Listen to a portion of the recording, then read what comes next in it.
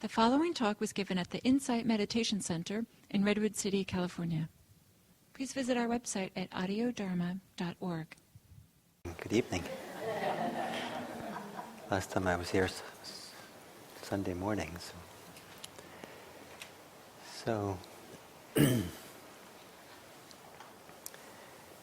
this evening I want to talk a little bit about what for some people is considered a very important topic in Buddhism, and that is the topic of karma and the role that intention has in karma. And in introducing this topic, I'd like to read a story, or tell a story from the Chinese Zen tradition. And the story is called the Yakujo and the Fox. And it's just kind of a story about a fox. And the story goes that there was a Zen monastery, and with lots of monks and a teacher, abbot. And when the abbot would give his Dharma talk, there would always be this old man who visited the monastery, would come in and sit in the back of the hall to listen to the Dharma talk. And as soon as the talk was over, this old man would leave. But then one day, the Dharma talk was over, and all the monks left the room, but this old man stayed behind, and he came up to the abbot, and the abbot said, "Well, what's keeping you here?" And so the old man said, "I'm actually not a man, I'm a fox. And I've been a fox for 500 lifetimes. And so what happened to me was, I used to be the abbot of this monastery. And someone came to ask me a question. And they asked, does an enlightened person, so let me get the question right. Does an enlightened person fall under the law of karma or not? Does an enlightened person somehow, succumb, or not succumb, but somehow get caught up or is involved in the process of karma?" And when I was asked that question, I said no. And for this answer, I had to be reborn 500 times as a fox. So now I've come in front of you, and I'm asking you,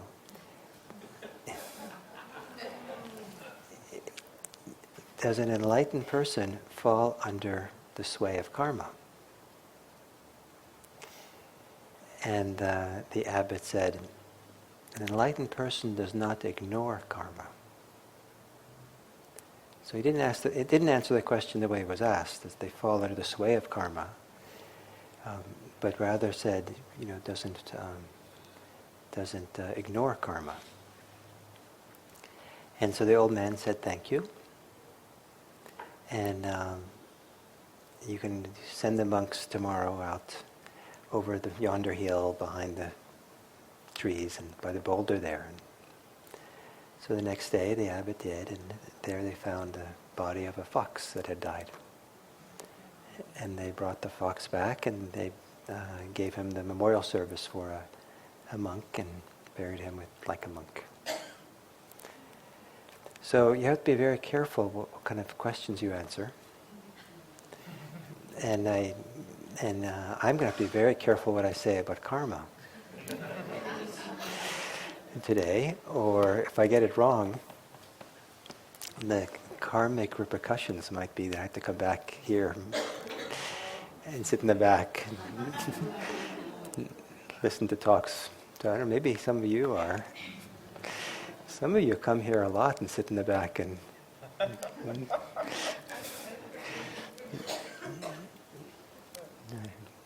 still working it out about karma. So karma. So the difference between being caught up in karma, to the sway of karma, versus not ignoring it, being clear about it, seeing it clearly what it is a big difference. An enlightened person sees karma, knows karma, and that's how they're free, is because they know what it's about. And in the seeing, perhaps they can be free, even though they might still be under the law of karma, like everyone else. So it's interesting. There's this famous Zen story. There's a little after the story is told, the person who collected these stories in a collection of Zen stories, an ancient Zen teacher, wrote a little commentary. And for this one, he said that the abbot, the fox, was reborn for 500 lifetimes, but was reborn for 500 happy lifetimes. So, why does he say that? And I don't know why he wrote that, but I think because the abbot was enlightened, but he, wasn't enlightened enough, wasn't wise enough, didn't understand well enough. So he wasn't certain kind of way, wasn't caught up in the world of karma, but that wasn't the right answer. But in his freedom from it all, he could be a fox happily. So just to be happy in the practice is not enough if you want to not be reborn as a fox. Something like that. Anyway, so that was the introduction. Maybe you'll never forget this talk. Just because of the story. Because the topic of karma is sometimes considered kind of complicated. And I hope to make it clear enough what I think the most important aspect of it is. So the word karma literally means action. But sometimes in modern English, people use the karma a lot, and they use it usually not so much to mean action, but they mean it more like the repercussions of your actions. You did something in the past, and your karma is something happens in the present. That's your karma. That's the results that you have to live with. But that's not what the word means. Literally, it doesn't refer to the results. It refers to action. And that's a very important distinction, because at least in early Buddhist teachings, the emphasis was not on the results that you receive, but rather the action that you do. Your action, what you do, the choices you make, are what's most important. And the teachings of karma, as far as I can understand them, their main function is to point us back into the present moment, to be really careful to see the choices we have and make wise choices by how we live. And so to spend a lot of time wondering, what did I do in the past that I have to kind of live with this today? Oh, that must be my karma, and it must be responsible. Something happened in the past, something. Is an analysis the Buddha seems to have never made. That kind of preoccupation with finding the reason in the past. And some people can really burden themselves because they think that they're somehow responsible for what happens today because they did something terrible in the past. The most common place we see it is with people who get sick. And someone will say, that must be your karma. And now they feel awful because it kind of implies, I must have done something really bad before. So I'm a bad person, or made a bad choice or something. But this idea that we're using the teaching of karma to look into the past, to blame ourselves, or kind of be under the weight, was not the function of this teaching. The primary function, at least that I find valuable, is really pointing us to the present moment. And as we do so, that's part of the function of mindfulness, to do that, to really bring us into the present moment. Because the more you can be attentive and clearly present for what's happening here, clearly attentive and heightened mindfulness, the more choice you will see. If you don't see that you have choice, you have no choice. And if you don't see that you have choice, then you're much more under the sway of conditions and circumstances, and sometimes we don't understand why we're saying what we do, why we do what we do, what happens to us, because we don't see the causality, we don't see the conditions that are operating, and we don't see what we're contributing to that. But if we really see in the moment that we're, what we're doing, why we do what we do, then we can maybe have more choice. Oh, maybe I don't have to do that. And one of the really important choices we have is to do nothing. And it can seem like almost nothing to do nothing. It can seem that doing nothing is kind of like, that's what it comes down to. Maybe that's just more kind of passivity, maybe it's more kind of denial, or it's kind of not being involved in the world. But certainly we should be involved, certainly we should act at times and do things. But the advantage of knowing how to do nothing is you can refrain from getting in trouble. And if you have a strong ability to pause and stop and not open your mouth at the wrong time and speak, not act in the wrong way, say you're angry, you could say something in anger and not even know that you're saying it at the time. You're just like caught up in the heat of the moment. And it never even occurred to you have choice, because the heat of the moment is like, you're not present enough to be able to be aware. And so you say something in a moment, and then you might have to spend the next years cleaning up from that, dealing with a broken relationship. And it might have been much more healthy for everyone involved if you had just kept your mouth shut. If you thought you had to think of the wisest thing you possibly could say and figure out the right thing, maybe it would have been too complicated. Maybe you were so filled with anger that it would have you weren't really capable of figuring out the right thing to say. And so maybe the best thing you could do in that circumstance is to keep your mouth shut, do nothing. And then maybe calm down, relax, get a good view of what's happening. And then when you're in a better place, then come back and respond. Then come back and try to deal with the situation. So that was an example. Sometimes learning the ability to do nothing, that's learning a choice. It's a choice to do nothing, to refrain. And that's a very powerful choice. And the reason I think it's so powerful is that some of the biggest mistakes we make in our life come from making mistakes. It comes from doing something. That if we had the wisdom to know, this is not the time to act, we might not get in trouble. We might not do the mistakes that we might make. So the power of refrain is a choice to use that. So you don't have to be wise in terms of knowing what to do. You just know I don't know what to do right now, and it's safe enough not to do anything. So maybe I'll just be quiet. Does that make sense? Anyway, so those who see they have a choice, have a choice. And one of the choices we have is to do nothing. And there are times when that's a very powerful choice. And to at least have that choice means that you have some kind of choice in almost all situations.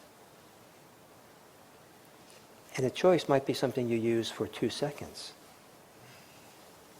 It doesn't have to mean you have a long choice, just a pause to kind of catch your breath, get a better look, and then kind of figure out what to do with the situation. That's wiser. So the emphasis on karma, as I like to present it today, is really to bring our attention into the present moment. And a lot of the teaching about karma is to show the importance of that. So the way it's come down to many people here in the West, some people think that karma is a teaching that of cosmic justice. That somehow everyone's going to get justice made sooner or later. And if you do something, you're going to get your dessert. You're going to get something's going to, And it's kind of a very satisfying teachings for some people, because we don't want people who do evil things to get away with it. To go do these terrible things, and then they get old.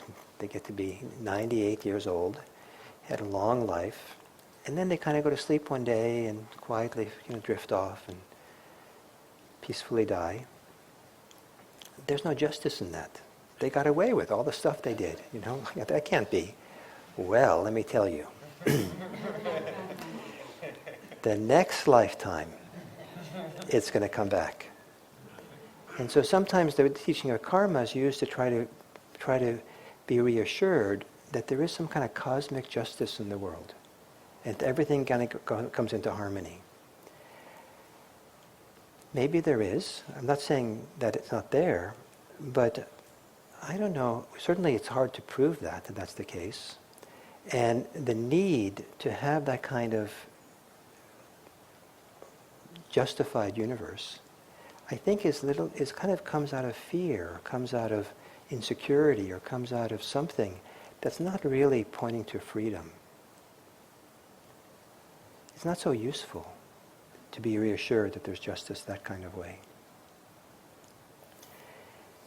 The other is that karma, teaching of karma is a theory about that what you've done, it's all due to what you did in the past. And whatever you did in the past, whatever's happening to you today, is happening because you did something in the past. And if bad things are happening to you, then it must be because you did bad things in the past. The Buddha did not say that. He gave examples of all kinds of things that could happen to people that have nothing to do with their past actions. It could be because of the weather, or war, or disease, or all kinds of things can happen that don't have to be there because of your past actions. They're just part of life, and it comes along.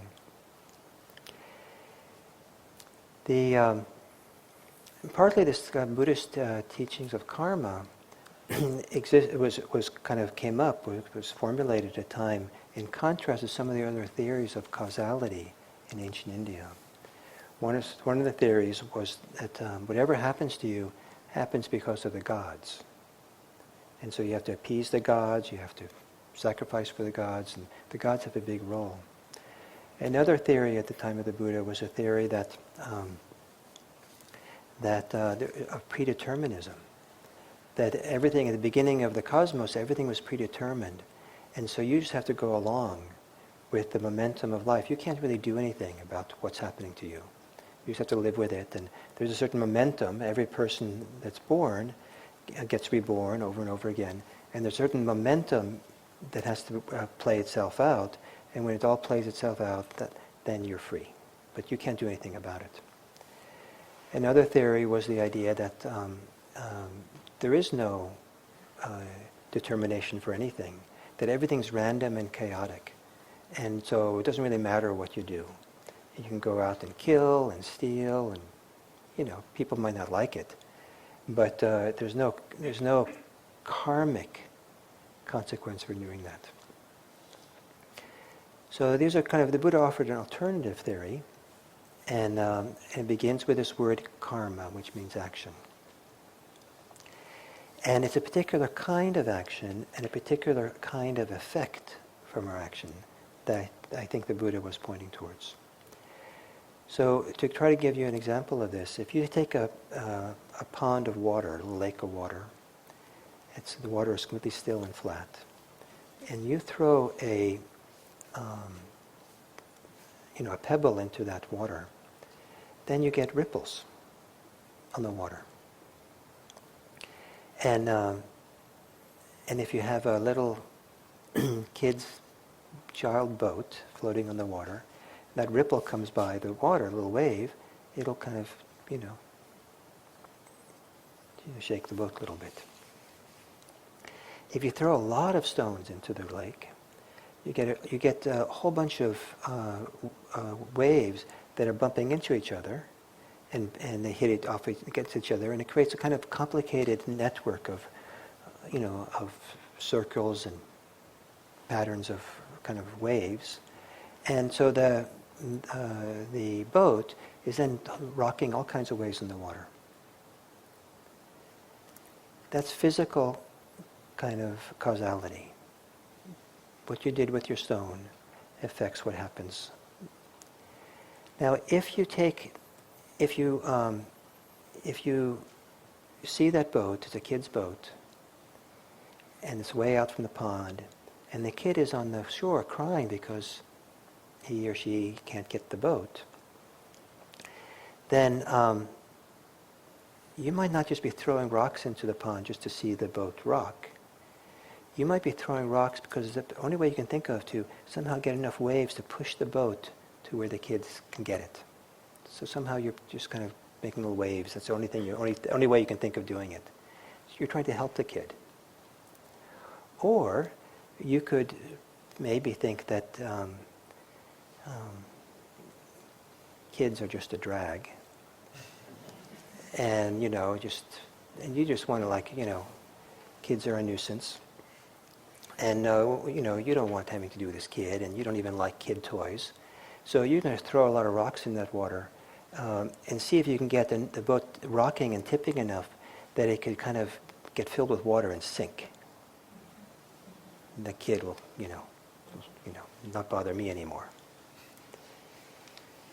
So the physical causality is maybe the same. The rocks go in the water, and the waves makes the boat shake. But there's an internal psychological cause and effect, causality, depending on what has prompted me to throw the rocks in the pond.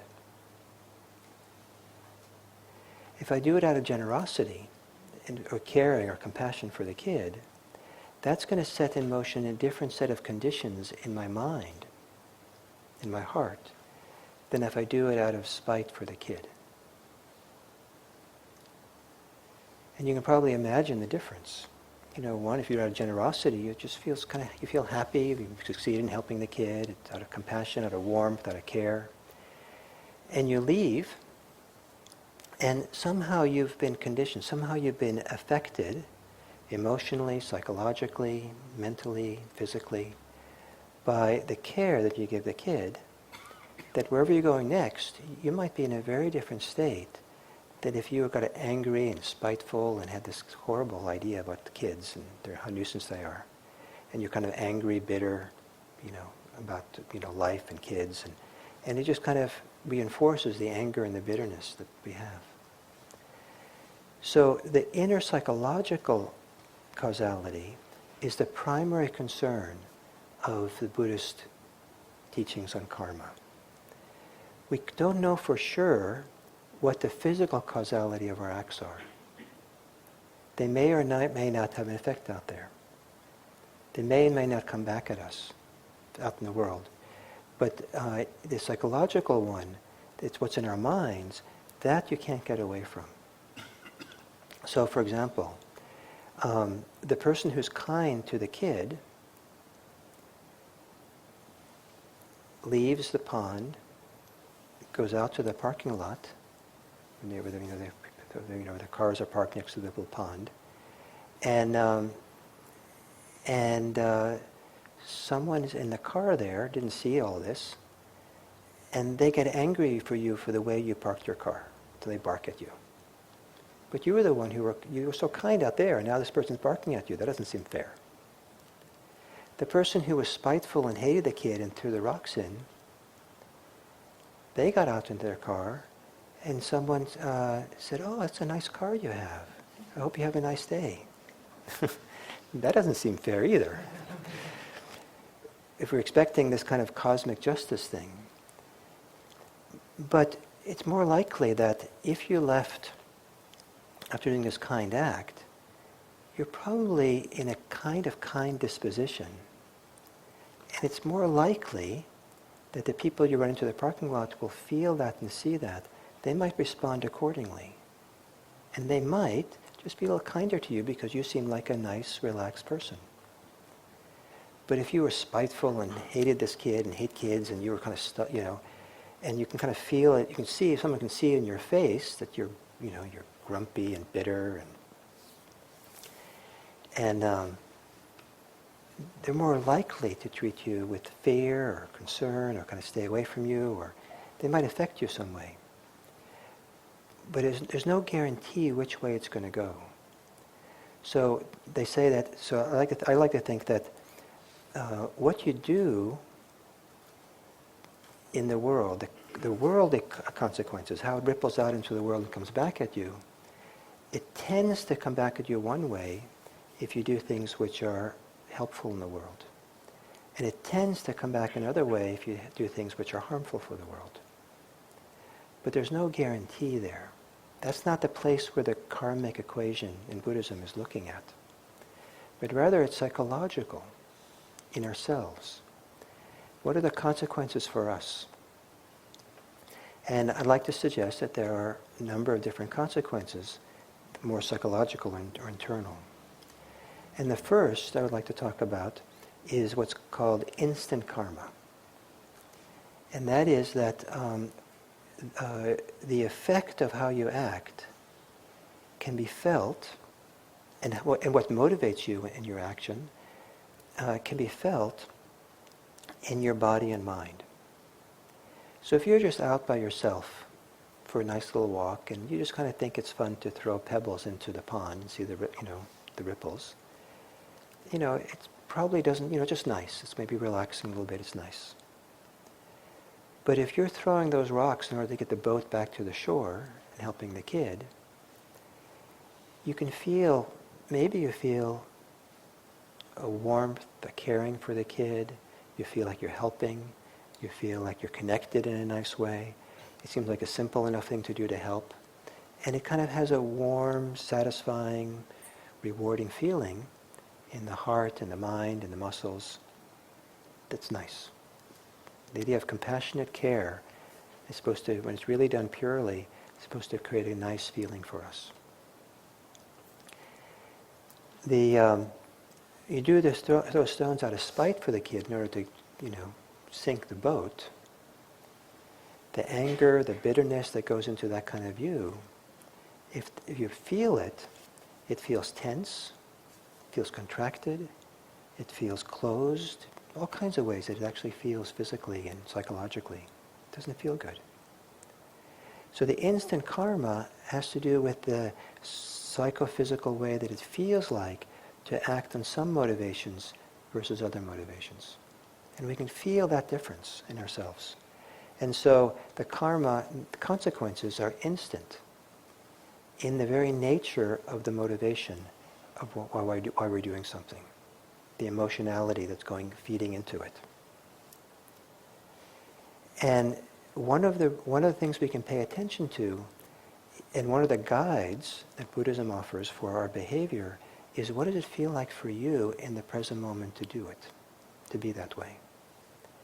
And the chances are, if you feel worse in doing the action, maybe it's not a wise thing to do. Maybe you haven't found the best motivation to come from. Be careful. There's instant karma. But to see the instant karma consequences, you have to be present. So if you're in a heated argument and you're angry with someone, you're not paying attention to yourself. You're not mindful of But if you're really mindful, you'll see, oh, this hurts. And I've known people who gave up anger that they carried with them for years, resentment, when they realized that the person they were resentful for was not being affected at all by their resentment. I've been going around for years, resenting and fuming, and that no-good, lousy person's living a happy life doesn't even know that I'm resentful for all these years. Who's hurting here? And after many years of feeling this way, okay, I give up. I stopped. There's no purpose to it. I've known people who really saw the effect that anger had on themselves and said, the cost of being angry is not worth it. Even though I feel justified, and I kind of feel like I'm right, and it's so good to feel right. Actually, it's so painful to feel that. So if we really can feel the cost of what's driving us, what the motivations are, what the emotions are, some of us, we might switch what we're doing because the cost is too high. The instant karmic consequences are not good. Or the opposite can happen. We feel, wow, that was a good consequence. Wow, that was really nice. I feel so much more settled, I'm sleeping better. I kind of don't feel in conflict with myself when I was honest. I should try being honest more often. Maybe that's a good idea. So there's instant karma, the effect it has right now. And that has a very important role because you start noticing the quality, the ethical quality of the motivations of why you're doing what you're doing. Because it's the ethical quality of the motivations that affect the longer term consequences of karma. So motivations that have to do with causing harm in the world, they affect us psychophysically in a different way than the motivations that are to cause benefit for the world, in all the different ways that can play itself out. So the longer term consequences of our actions, one of them, kind of more grossly has to do with our musculature, our muscles. Some ways, some motivations, some ways of engaging in the world, we feel more tense. So if you're angry, anger tends to be a more tense physical experience than being compassionate. Compassionate tends to be relaxing in and of itself. And if a person is chronically angry, the tension can build, and so it doesn't kind of relax quickly, but it kind of gets built into the musculature, the muscles of our body, and it might stay chronically tense for years. And the cause of that chronic tension has its roots in the anger that a person is carrying around. So that anger, that tension, is the ongoing karmic consequence of being angry. There's also the karmic consequence, the consequence we have to live with, of the memories of what happened. And the memory of helping the kid get its boat, it was a simple thing, it was nice to do, but actually, you sit in your old age and you happen to go for a little walk along a pond and so, I did this once. I was at a pond. That was a nice thing. I remember seeing that little kid was so happy and smiling, and she thanked me so nicely. Oh, yeah, that was a nice memory. And you kind of feel kind of relaxed and peaceful, and maybe sitting there peacefully on your bench, and maybe you're 98 years old, and you remember this nice little story, this nice, beautiful, angelic smile of the kid who said thank you, and thank you. What a nice way. There's a kid who said, thank you. I'm grateful for this life. It just happens to be your last breath, because you're 98, That's pretty cool. You're going to die that way, right? Wow. Or, you're 98-year-old, bitter, and somehow you make it to a pond, and all these ponds, they're so dirty, and no one takes care of them properly, and these benches they don't make better, softer benches, and I'm going to write a letter to the city council. And that kid, and you start getting angry again and filled, and then you realize, I think my time is coming. Oh, but that kid. So you don't know when your memories are going to come back. And they might come back at the wrong time. Or they might, they're stored up in there. And that's maybe a silly story I told you. But for people who are meditators, it seems that there are a number of memories that are kind of like unresolved in our lives. They kind of get stuck in there. And they'll come up to be processed sooner or later. And my teacher in Burma, my meditation teacher in Burma, he was very fond of telling stories of people who had been either Burmese soldiers fighting the guerrillas, or the guerrillas fighting the Burmese soldiers. They would come they'd come and meditate in the monastery after they retired, and they'd done horrible things. And he would tell stories that they'd sit and meditate, and after a few weeks on retreat, the memories would come back.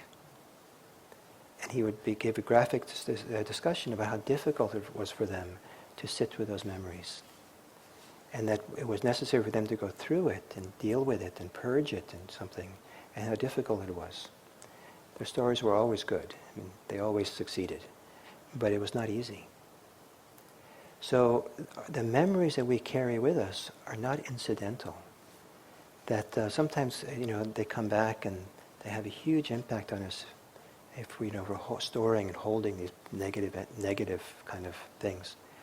And my impression is that when we do cause harm in the world, it gets stored in our muscles and our memories and our psyche in a much more unresolved, tense, repressed place than if we do good in the world, helpful things in the world. It doesn't have the good doesn't have the same kind of powerful, kind of explosive or powerful sense of kind of being closed off. And so when remember the good, it tends to nourish us as opposed to something we have to kind of struggle with and purge. And so the memories we have to deal with. The other thing that happens ongoing with the actions we live by, what motivates us, is it creates psychological conditioning. So we create habits. We create the conditions in the mind for us to behave a certain way in the future. So if I'm angry a lot, anger takes a lot of energy. So I get tired. I'm tired and angry. And then I go along into the world, and a small little thing happens. And I'm just kind of this habit of being angry. And I'm so tired I can't think of doing anything else, so I just snap at everyone I see. There's a kind of conditioning that's in place. A habit, the tendency to be angry becomes more of a habit that we do more automatically.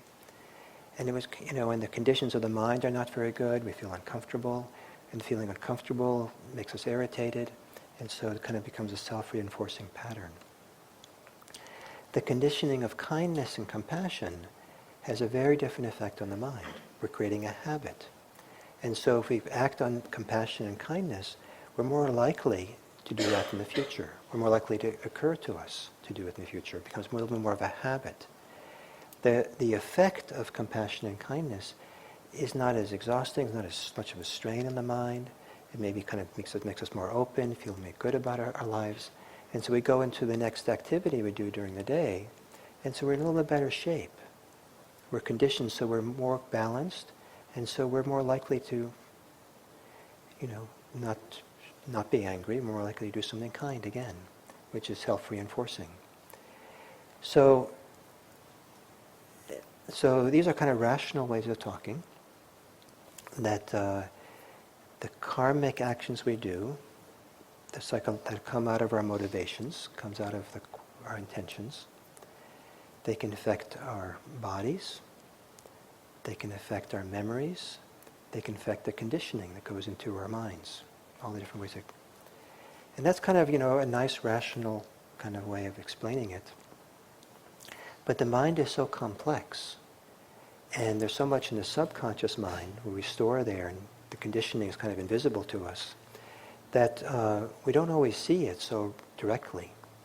And so there is in the kind of discussion about karma, a kind of a little bit mysterious quality of it, or kind of a little sense that, or say it differently, there is an idea that it's really good to have faith and trust that in this laws of karma, meaning that that psychologically, in the internal life that you live, how you act, what you do, is something you're going to experience the consequence of in the future.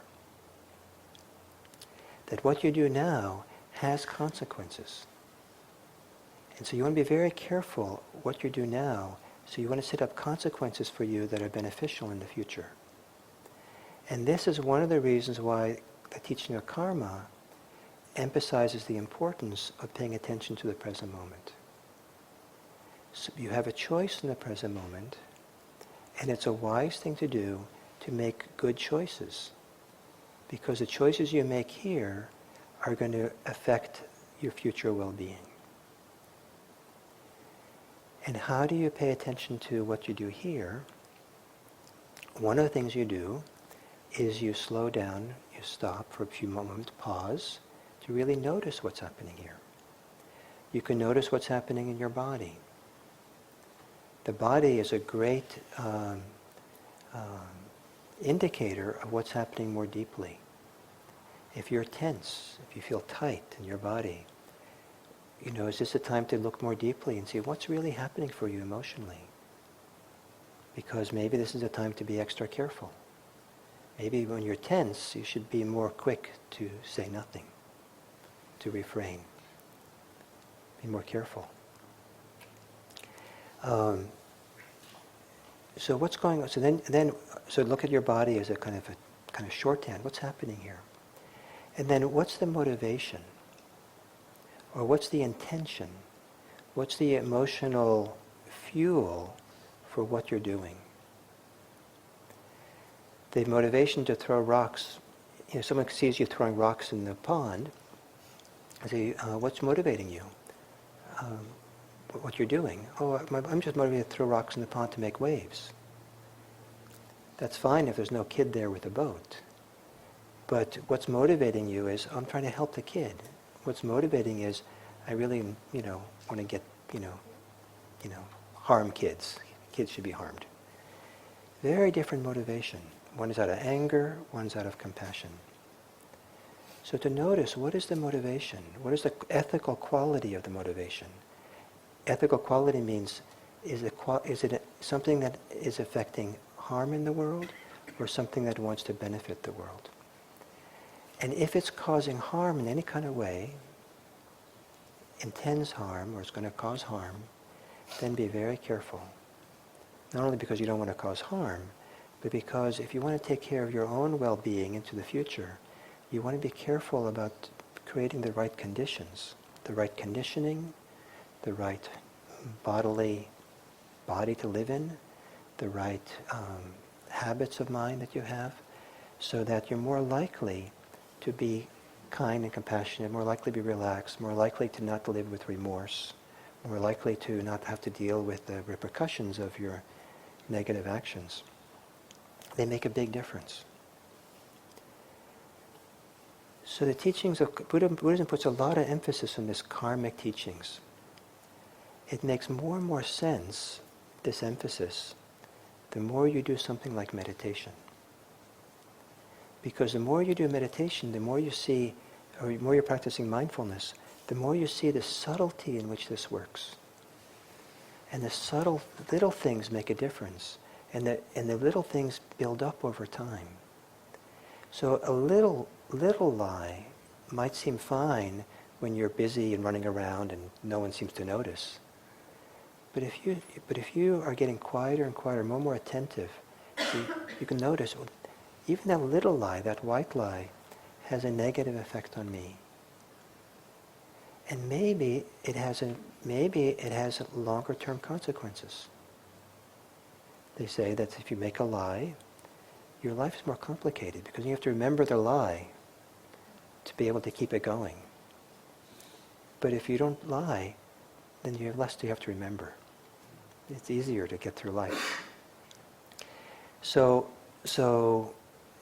the point being, as people kind of do more and more of this practice, it becomes more and more natural, more reasonable, more interesting, more valuable to start becoming more and more careful with what's going on, what kind of karmic momentum you're setting in motion. So there's no need to blame yourself for what you did in the past. No need to weigh yourself down. No need to be angry towards yourself. Because if you do that, you're creating bad karma for yourself. The past is the past. You can learn from it, learn from our mistakes, learn from what we did. But there's no need to add negative conditioning on top of that. And one form of negative conditioning is to be critical of oneself. And I'm a bad person, I'm a terrible, guilt and all that. But rather, use the past to learn how to be better in the present by paying careful attention to what you're actually doing in the moment so you can make wiser choices. And if you make wiser choices, chances are the world will respond better to you, but there's no guarantee. But your own heart and mind will become your friend. Your own inner life will be there to support you in beautiful ways. And to then be nourished by the goodness of your heart, be nourished by what goes on inside, is one of the great blessings of a lifetime. And so how do you create create the conditions so your inner life becomes your best friend? It's a process. And it's a process of being careful to be in the present moment and being careful, lovingly careful, kind with yourself, and to make the choices that creates good karmic consequences. You don't want to sit on the edge of the pond of your heart and be that grumpy old guy who wants to drown the boat, looking into your heart. Hopefully you can sit on the edge of the pond of your heart and say, there, I'll help you. I'll get your boat out. And then everyone will be happy. May you take your boat to the other shore. Thank you.